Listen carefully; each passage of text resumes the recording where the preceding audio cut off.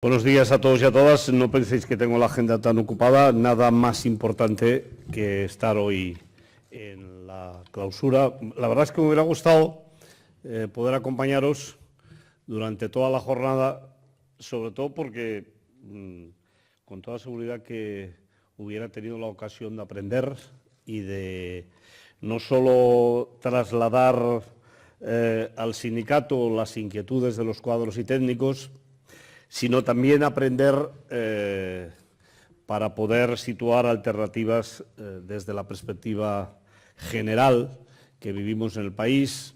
Yo soy plenamente consciente que los cuadros y técnicos de la UTC, del sindicato, tenéis que tener un papel más activo en la configuración de las políticas que tiene que desarrollar el sindicato desde una perspectiva general, que no son solo las que hacen referencia a vuestras condiciones como trabajadores, sino que también son a las que hace referencia a los modelos que tenemos que desarrollar.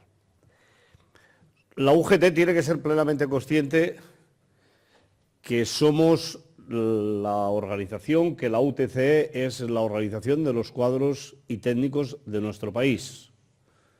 Ningún otro sindicato de clase ha querido tener organización de técnicos y cuadros.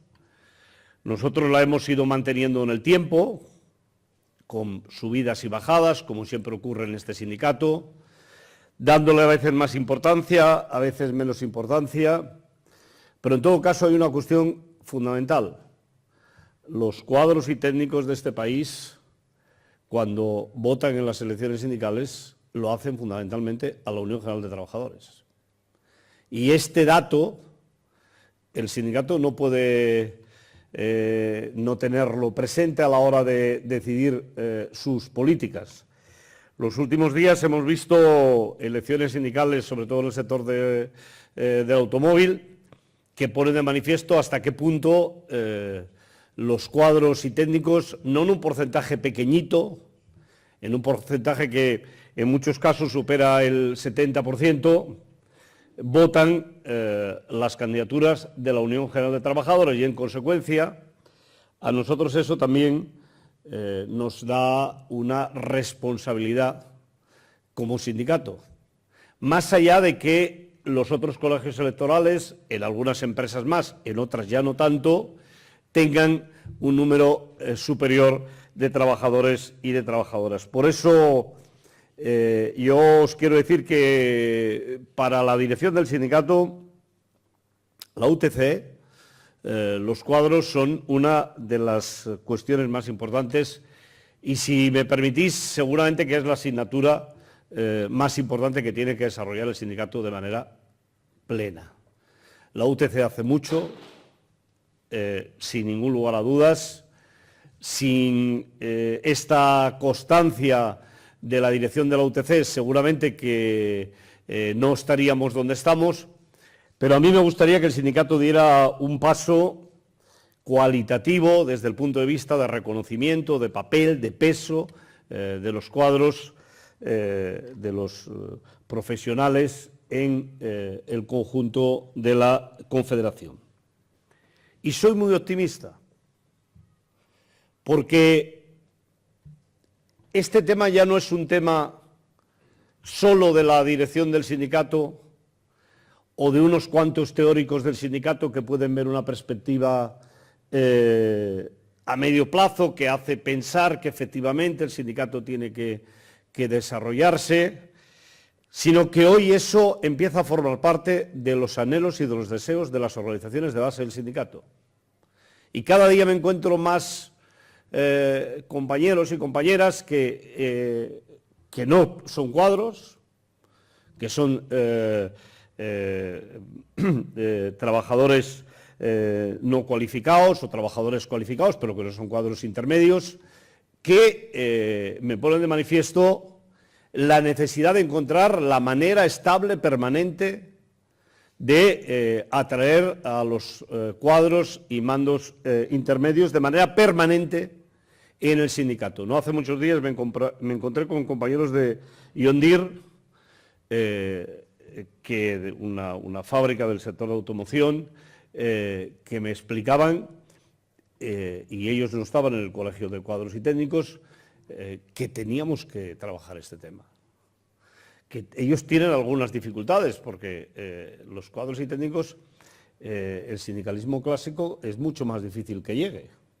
Y por tanto, yo creo que esto vamos a tener que desarrollarlo, y desde luego, en la medida en que el sindicato quiera, la dirección, con toda seguridad, querrá que el próximo Congreso de la Confederación, uno de los temas centrales sea el tema del encuadramiento de los cuadros y técnicos en el sindicato, sin límites.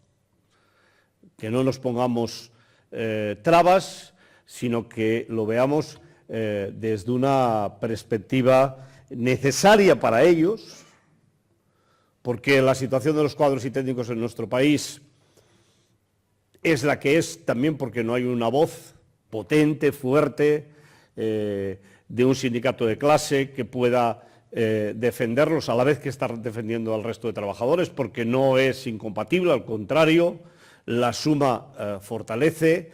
Yo creo que eso lo tenemos que hacer. No sé si para llegar a la situación que hay en los países del norte de Europa, donde los sindicatos de cuadros son más importantes en algunos países, o sea, el sindicato de cuadros, no los sindicatos de cuadros, el sindicato de cuadros es más importante en algunos países que la propia Confederación General de Trabajadores, pero en todo caso a mí me parece que ese tiene que ser un tema fundamental de nuestra organización. Y no partimos de cero. El 15% de los afiliados de la Unión General de Trabajadores son técnicos, cuadros, mandos intermedios. Y creo que esa es una base suficientemente sólida como para poder abordar este tema dentro del sindicato con perspectivas de futuro. Antes os decía que me he perdido la sesión, y siempre me pierdo las sesiones porque no tengo tiempo para estar en todos los sitios, pero este final del debate que he estado ahora escuchando, me venía a la cabeza el proyecto fundamental que tiene nuestra organización. Yo creo que tiene el país, que tiene España en su conjunto, que es el cambio de modelo productivo.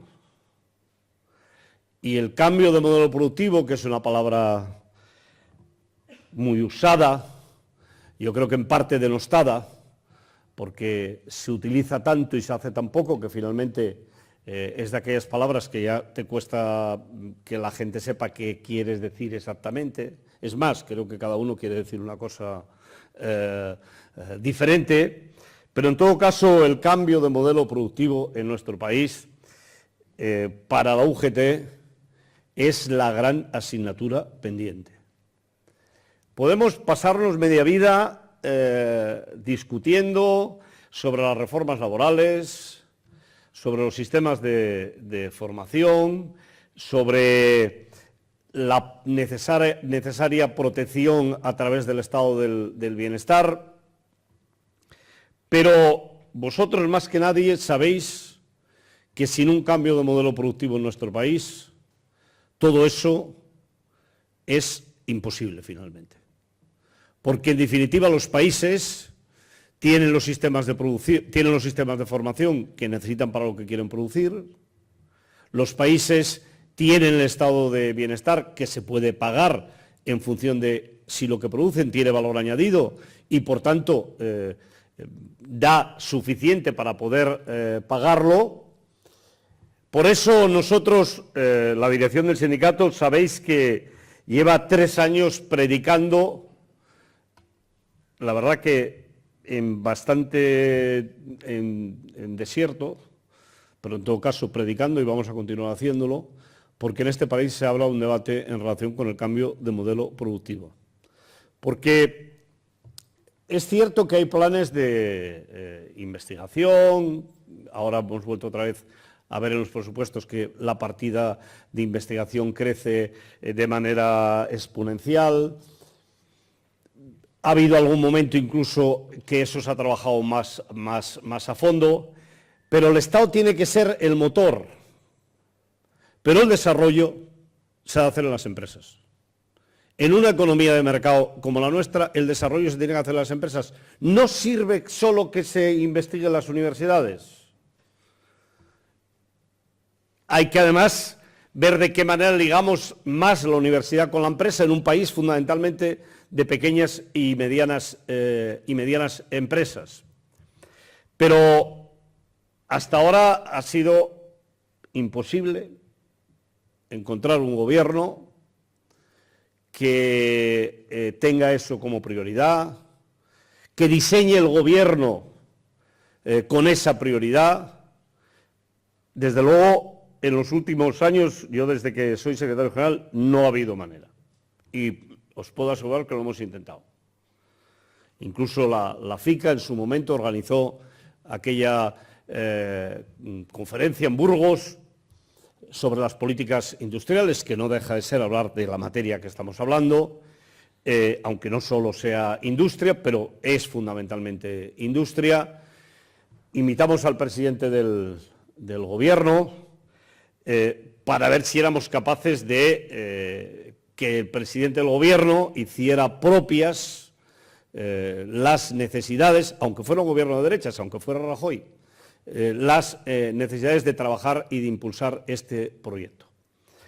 Yo, que desde hace muchos años es una de las preocupaciones más importantes que tengo, no solo desde que soy secretario general de la UGT, también cuando lo era de la UGT de Cataluña, y que he tenido la oportunidad de visitar algunos países y que siempre que voy a algún país que se distingue en estas materias intento averiguar cómo funcionan. Pues la verdad es que tampoco tendríamos que volvernos locos, está casi todo inventado. Antes estabais hablando de los doctores que salen de las universidades, su situación en la seguridad social. Yo estuve en Israel, que creo que es un ejemplo desde ese punto de vista que conviene visualizar, y he visto algunos programas extraordinarios. El Estado puede poner perfectamente a doctores en las empresas que tengan esa intención de investigar, de desarrollar, incluso ponerse los 2 años pagando el Estado el salario, si realmente van a trabajar en el proyecto que tienen. Finalmente, la empresa se desarrolla, encuentran nuevos nichos que si no, no van a encontrar, porque es que las empresas pequeñas y medianas en nuestro país, especialmente las pequeñas, si no se desarrolla esa necesidad de mejorar el sistema productivo, de mejorar con valor añadido lo que producen, no lo van a hacer, porque tienen la otra alternativa, que es la de degradar más las relaciones laborales, pagar menos salarios y competir dentro de poco con Marruecos en lugar de competir con Alemania. Esto no será posible. Por tanto, yo os quiero decir que desde ese punto de vista nuestra organización, la Confederación, va a trabajar sin tregua para poder conseguir que realmente llegue un día el momento en el que encontremos una administración que convoque a todos los interlocutores que pueden hacer aportaciones, colegios profesionales, universidades, patronales, organizaciones sindicales, para ver si somos capaces de poner una base sólida que nos ayude a abordar con tiempo, con tranquilidad, todos aquellos elementos que tienen que conformar el cambio de modelo productivo en nuestro país. Y si lo conseguimos, podéis estar seguros que vais a tener un peso importante la UTC en la definición que la UGT haga, en el papel que la UGT haga en ese debate. Por desgracia, no podemos contar mucho con las patronales, porque las patronales no tienen ningún interés. Solo tienen interés empresas determinadas, fundamentalmente empresas grandes, empresas medianas, las empresas pequeñas tampoco, porque yo respeto mucho a los empresarios de las pequeñas empresas, pero toda esta fábula que se crea en nuestro país de que gracias a la pyme Pues no, la pyme en nuestro país fundamentalmente lo que hace es hacer la parte de menos valor añadido de las grandes empresas. Esa es la realidad, por desgracia, que hay en nuestro país. Y, por tanto, son muy importantes, de acuerdo, pero no hay detrás de las pymes en nuestro país un proyecto empresarial con valor añadido que vaya más allá de hacer una parte específica de la producción de otra gran empresa. Y en parte el sector agroalimentario, si se ha tenido que ir modernizando, si investiga más, si trabaja más, también tiene una relación muy directa en las nuevas exigencias que les hacen para poder entrar en el mercado, que por otra parte, afortunadamente, el mercado de la alimentación, afortunadamente, es uno de los mercados cautivos, porque la alimentación en general no se ha globalizado. Continuamos teniendo costumbres bastante similares en cada uno de los países. Se ha globalizado un poquito, pero no se ha globalizado hasta ese punto. Por lo tanto, yo os quiero decir que desde ese punto de vista os necesitamos y además tendríamos que ver de qué forma podemos situar este tema en el centro y, si no en el centro, colateralmente en los debates de futuro de nuestro país. Creo que este puede ser uno de los elementos que nos haga sentirnos más, ahora que está tan de moda esto de ser patriotas y llevar las banderas y todas esas cosas, hay quien lo motiva mucho eso. A mí me motivaría mucho y me sentiría muy orgulloso de vivir en un país que investiga, desarrolla, trabaja con valor añadido, genera empleo de calidad y de ahí se deduce un estado del bienestar potente, con salud, educación, etcétera, etcétera, etcétera. Esta es la madre del cordero en buena parte. El problema es que ni hay interés ni hemos sido capaces de generarlo como una cuestión de Estado y que, con independencia de quién gobierne, este sea un tema central. Es verdad que unos le dedicarán más recursos, otros le dedicarán menos recursos. Unos pondrán más énfasis y otros pondrán menos énfasis. Pero vosotros sabéis que este es un tema que, si no se mantiene en el tiempo, no va a haber manera de poder avanzar.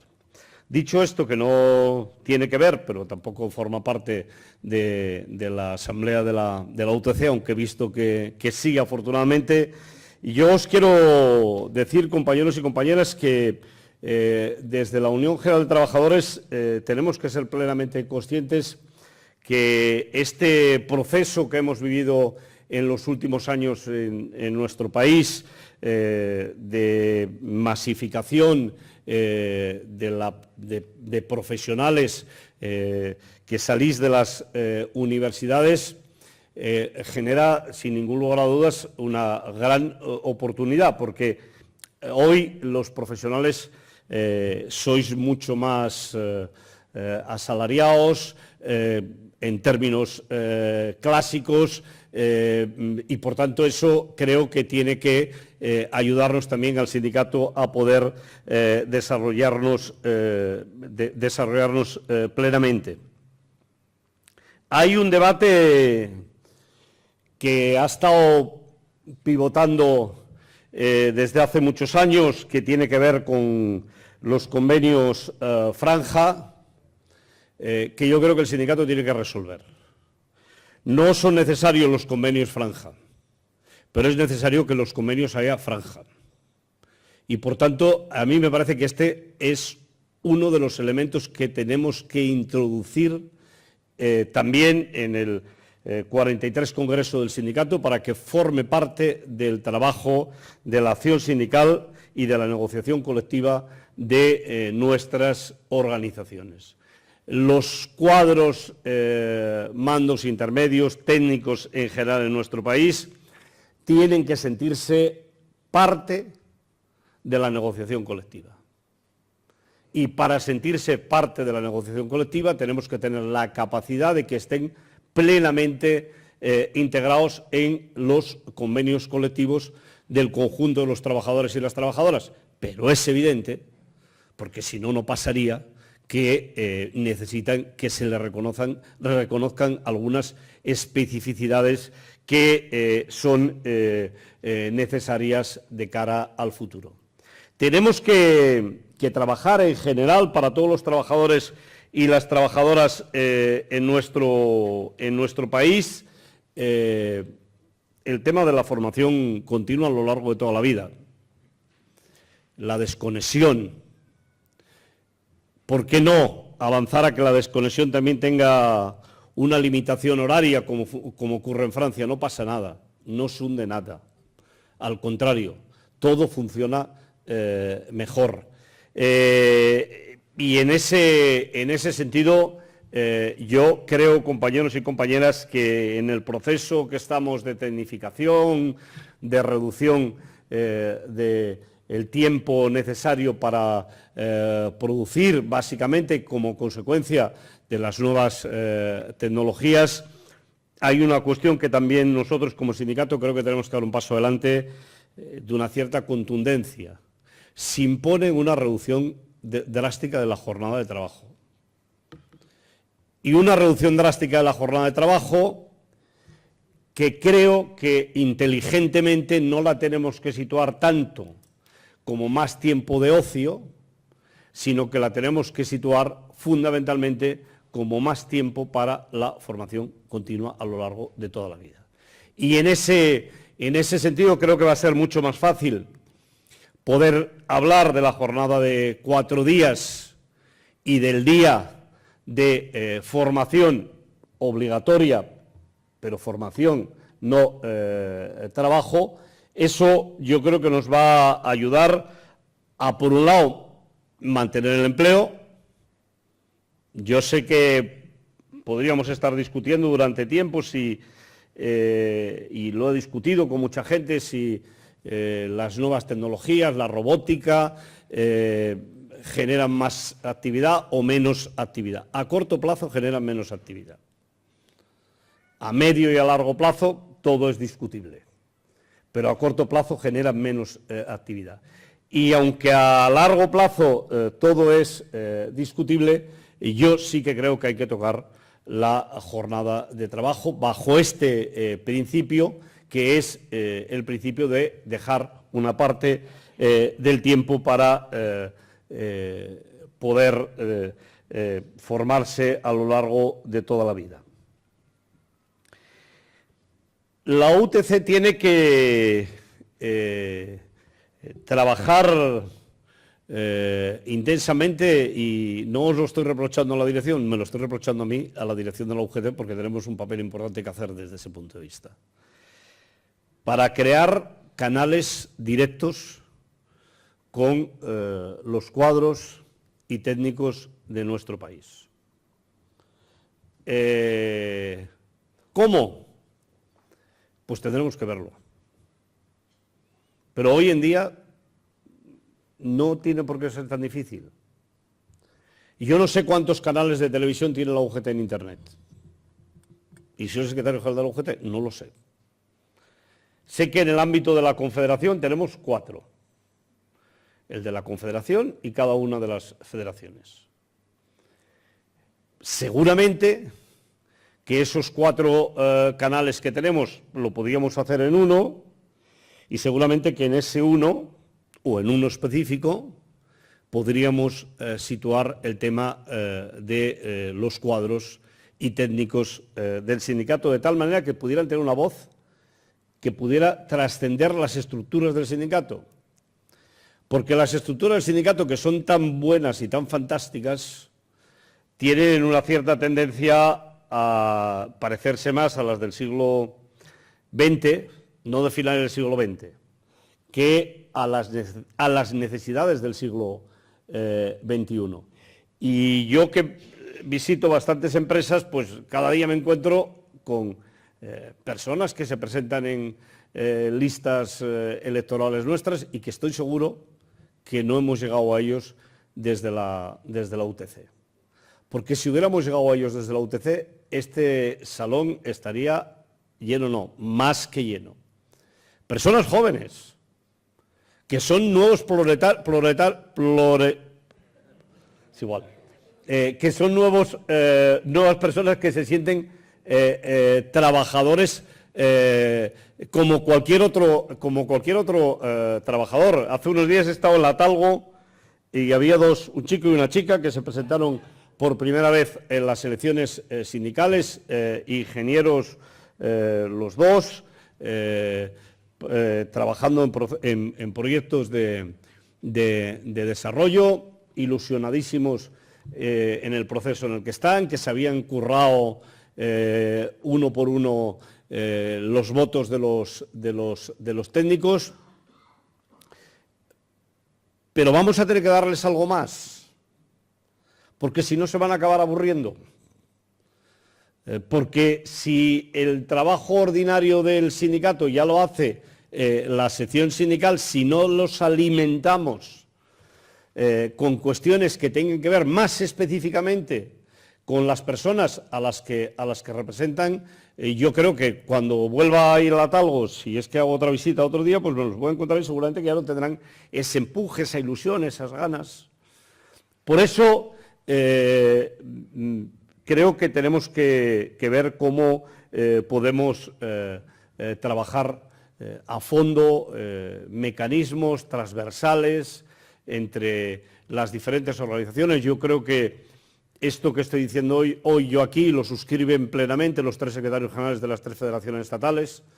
Por tanto, creo que no tenemos un problema de purito, creo que más bien son las inercias de la organización las que nos hacen que sea muy difícil el que podamos hacer ese trabajo. Y si tenemos algún problema, pues lo tendremos que solventar. Ya veo que algunos hacéis así con la cabeza. Si tenemos algún problema, lo tendremos que solventar, porque el sindicato se juega aquí el futuro. Y, por desgracia, en España no se lo juega porque tengamos competencia. Porque incluso yo creo que el que no tener competencia hace que vayamos a cámara lenta. No nos lo jugamos por eso, porque ni son alternativa los demás sindicatos de clase, específicamente comisiones obreras, pero tampoco son alternativa los sindicatos corporativos, para nada. Los sindicatos corporativos en nuestro país nacen y mueren en función de las necesidades, muchas veces, de las direcciones de las empresas para influir en los comités de empresa. Y eso no sirve. Eso no sirve. Por eso yo creo que no tenemos que pensar en que no tenemos competencia, en que finalmente seremos más simpáticos y tendremos más atractivos sobre ese colectivo de trabajadores, sino que tenemos que aprovechar que no tenemos competencia, que somos más simpáticos para dar respuesta a las necesidades organizativas, a los problemas de verdad de un colectivo tan importante de trabajadores y de trabajadoras en nuestro país. En algunas empresas mayoritario. El otro día en esta misma sala estaban los compañeros de la sección sindical de Telefónica preparando las elecciones sindicales en Telefónica, y prácticamente en Telefónica el Colegio de Obreros, bueno, se lo han tenido que montar porque hubo una impugnación de la CGT y hay Colegio de Obreros, pero en realidad el Colegio de Obreros es absolutamente insignificante. Y nosotros vamos a ser el sindicato mayoritario de Telefónica, como lo hemos sido siempre. Por tanto, eso quiere decir que ahí ya tenemos al sindicato de técnicos y cuadros en primera instancia. Y para no enrollarme mucho más, quiero decir que también, si miramos la igualdad, si hablamos de la brecha salarial, desde luego las que realmente sufren más las consecuencias de la desigualdad son las mujeres en nuestro país, técnicos y cuadros. Cualquier examen que hagas desde el punto de vista de sus condiciones de trabajo demuestran hasta qué punto los hombres no cogen la baja por maternidad, o no cogen el tiempo, que ahora ya no es baja, el tiempo por maternidad, solo lo cogen las mujeres. Sabemos además que eso tiene una incidencia muy negativa en las carreras profesionales. Tendría menos incidencia negativa en las carreras profesionales si el hombre también tuviera que coger obligatoriamente la baja por maternidad. Por eso es tan importante llegar a la plena igualdad en relación con la baja de maternidad, no solo para que los hombres pues hagamos esa cosa tan fantástica que es vivir la crianza, la vida de nuestros hijos, que seguramente que a algunos nos ayudaría a ser un poco más humanos y a no hacer los desastres que de vez en cuando aparecen, sino que además, desde el punto de vista profesional, de carrera profesional, este es uno de los problemas muy importantes en relación con los cuadros y mandos intermedios. Me pasaron las estadísticas, los datos estadísticos, pero tampoco os voy a cansar. La brecha salarial, en el caso de la mujer, en el segmento de técnicos y cuadros, está en el 32%. Si no recuerdo mal, en el caso de la mujer en general, no llega al 25%. Eso demuestra hasta qué punto hay una incidencia muy fuerte por lo que hace referencia a la brecha salarial. Tenemos muchos retos por delante. Hoy mismo aquí, en otra sala, hay unas jornadas de trabajo en relación con los temas de digitalización. El sindicato hace poco firmó un acuerdo con Google para hacer un proceso de desarrollo de formación a compañeros y compañeras del sindicato, un proyecto que no va a acabar aquí. El propio sindicato está elaborando un proyecto de digitalización integral. Vamos a ver cuánto tiempo vamos a tardar en poder desarrollarlo, porque las cuestiones de carácter económico es evidente que están presentes, pero en todo caso creo que ese es un reto muy importante que tenemos como sociedad desde el punto de vista global, pero particularmente que tenemos las organizaciones sindicales. Seguramente que con un proceso de digitalización pleno del sindicato, la llegada del sindicato, la voz del sindicato, la presencia del sindicato entre los cuadros y técnicos en general de nuestro país, pues sería bastante más sencilla de lo que es en estos momentos. Y voy a acabar pidiéndoos implicación por lo que hace referencia a la jornada del 8 de marzo. Yo creo que el tema de la brecha salarial, el tema de la situación de la mujer en nuestro país, merece una implicación plena de todos los actores. Durante mucho tiempo nos hemos esforzado mucho en pedir leyes que son necesarias, algunas en el papel están plenamente reconocidas. Durante mucho tiempo nos hemos dedicado y con razón, a pedir pues que se situaran toda una serie de cuestiones en relación con la violencia de género, en relación con el acoso, y vamos a seguir. Porque, por ejemplo, por lo que hace referencia al acoso, nosotros creemos que por ley debería de obligarse a que todas las empresas tuvieran un protocolo de acoso. A mí me parece dramático vivir en un país en el que sé que se continúa acosando a las mujeres en el centro de trabajo y en la calle. En la calle es una cuestión que tiene mucho que ver con la seguridad ciudadana. En el centro de trabajo es una cuestión que tiene mucho que ver con la acción sindical. Y yo creo que en esta materia tenemos que dar un paso adelante e implicar a toda la organización. Mirad, yo suelo decir que desde la UGT no nos tenemos que preguntar solo qué hacen los demás, sino qué hacemos nosotros.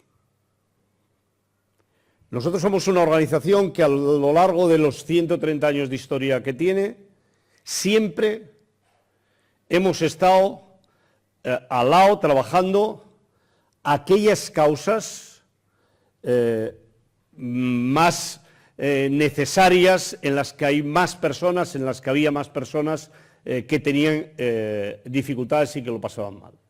Y hoy la causa de la igualdad es una de las lacras visibles. Ha estado siempre, sí, pero hoy es una de las causas visibles más dañinas, peores que hay en nuestra sociedad.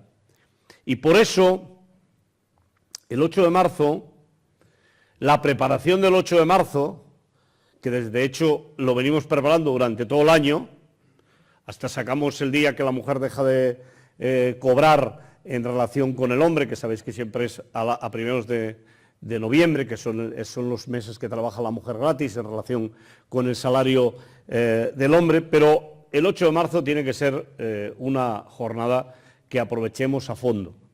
Nosotros nos hemos inclinado claramente porque la liberación de la mujer, la plena igualdad, no viene solo de la mano de la mujer, sino que tiene que venir de la mano de la mujer y de los hombres decentes, que yo creo que somos la inmensa mayoría de los hombres de este país.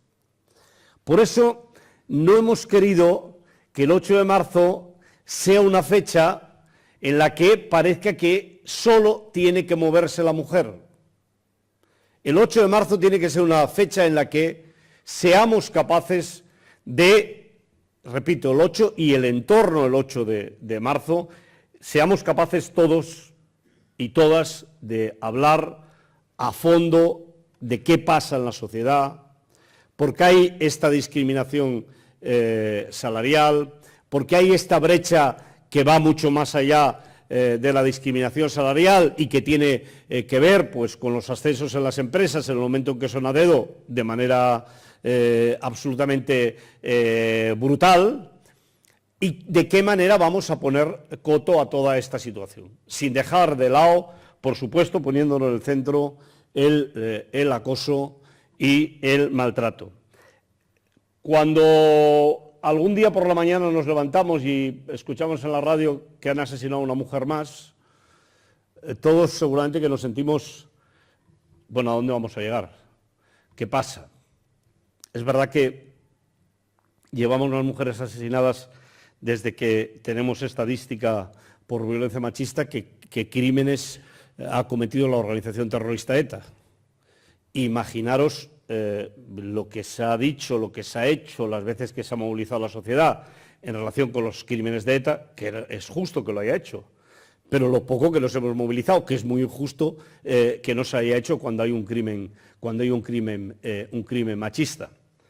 Pero yo no solo pienso en la mujer que ha sido asesinada, pienso en las decenas de miles que se han levantado con miedo, que se han ido a dormir con miedo, que van a estar en su casa o trabajando pensando que cuando lleguen a casa van a tener miedo o van a tener miedo cuando llegue a casa el maltratador. Y esa situación es una situación que tenemos que abordar desde la raíz. Y desde la raíz quiere decir desde los centros de trabajo, quiere decir con un compromiso de nuestros delegados y nuestras delegadas. Nosotros somos una organización que en 130 años de historia nuestra gente siempre se la ha distinguido. Yo siempre digo que un delegado de la UGT no puede serlo solo las 8 horas que está trabajando. Lo tiene que ser en su comportamiento diario. Lo tiene que ser cuando está en la cafetería, cuando está en una asociación en la que participa, y se le tiene que distinguir ahora especialmente por esta lucha sin cuartel contra la desigualdad, contra la situación de discriminación que viven las mujeres en nuestro país. ¿Y por qué especialmente este año?